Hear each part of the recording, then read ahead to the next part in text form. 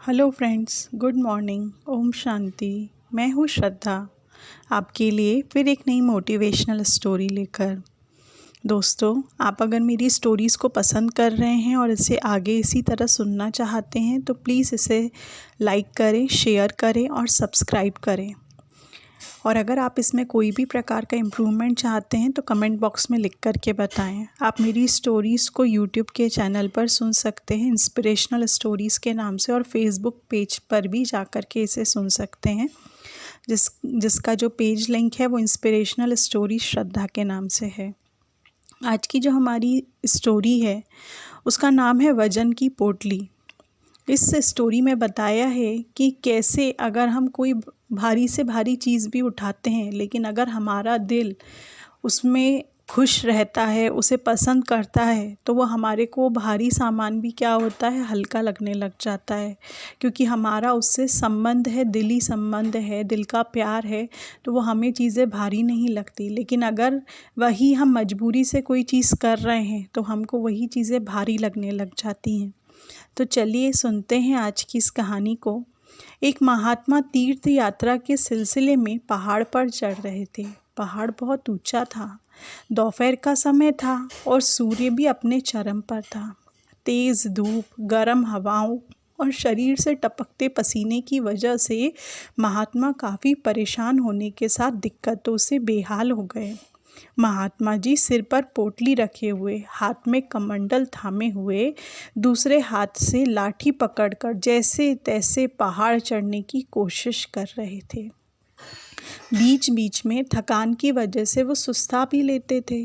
पहाड़ चढ़ते चढ़ते जब महात्मा जी को थकान महसूस हुई तब वे एक पत्थर के सहारे टिककर बैठ गए। थककर चूर हो जाने की वजह से उनकी सांसें ऊपर नीचे हो रही थी। तभी उन्होंने देखा कि एक लड़की पीठ पर बच्चे को उठाए पहाड़ पर चढ़ी आ रही है। वह लड़की उम्र में काफ़ी छोटी थी और पहाड़ की चढ़ाई चढ़ने के बाद भी उसके चेहरे पर कोई शिकन नहीं थी। वह बगैर थकान के पहाड़ पर कदम बढ़ाए चली जा रही थी। पहाड़ चढ़ते चढ़ते जैसे कि वह लड़की महात्मा के नज़दीक पहुंची, महात्मा जी ने उसको रोक लिया। लड़की के प्रति दया और सहानुभूति जताते हुए उन्होंने कहा कि बेटी, पीठ पर वज़न ज़्यादा है, धूप बहुत तेज़ गिर रही है, थोड़ी दूर सुस्ता लो। उस लड़की ने बड़ी हैरानी से महात्मा की तरफ देखा और कहा, महात्मा जी, आप ये क्या कह रहे हैं? वज़न की पोटली तो आप लेकर चल रहे हैं, मैं नहीं। मेरी पीठ पर कोई वज़न नहीं है।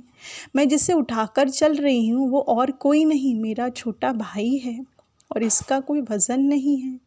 महात्मा के मुंह से उसी वक्त ये बात निकली। क्या अद्भुत वचन है! ऐसे सुंदर वाक्य तो मैंने वेद, पुराण, उपनिषद और दूसरे धार्मिक शास्त्रों में भी नहीं देखे।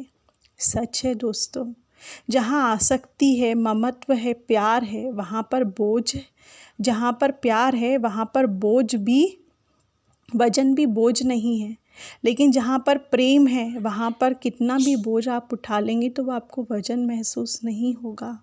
इसीलिए आप जो भी चीज़ करें उसे दिल के साथ, प्रेम भाव के साथ, प्यार के साथ करें। क्योंकि आज जो हम कोई भी काम कर रहे हैं, चाहे वो ऑफिस का हो, अगर घर का कर रहे हैं, कोई भी काम कर रहे हैं, अगर हम बोझ समझकर उसे करते हैं तो हमें बहुत भारी लगने लग जाता है, हमें जल्दी थकान महसूस होने लग जाती है। लेकिन अगर हम वही चीज़ को खुश होकर और ये समझ के करेंगे कि ये तो हमारा काम है, इसको और कितने अच्छे तरीके से हम कर सकें, तो आपकी वो चीज़ के अंदर रस भर जाएगा। और आप जब उसे बहुत प्यार से करेंगे तो जब वो चीज़ जो आपको दूसरों से दुआएं मिलेगी, वो दुआएं आपको और ज़्यादा हिम्मत का काम दिलाएगी, आपको और ज़्यादा हिम्मत देगी, आपकी खुशी को बढ़ाएगी, क्योंकि वो आपको इंस्टेंट रिज़ल्ट दे रही है। और जब आपको दुआएं मिलती है तो आपके चेहरे पे खुद ब खुद मुस्कान आ जाती है।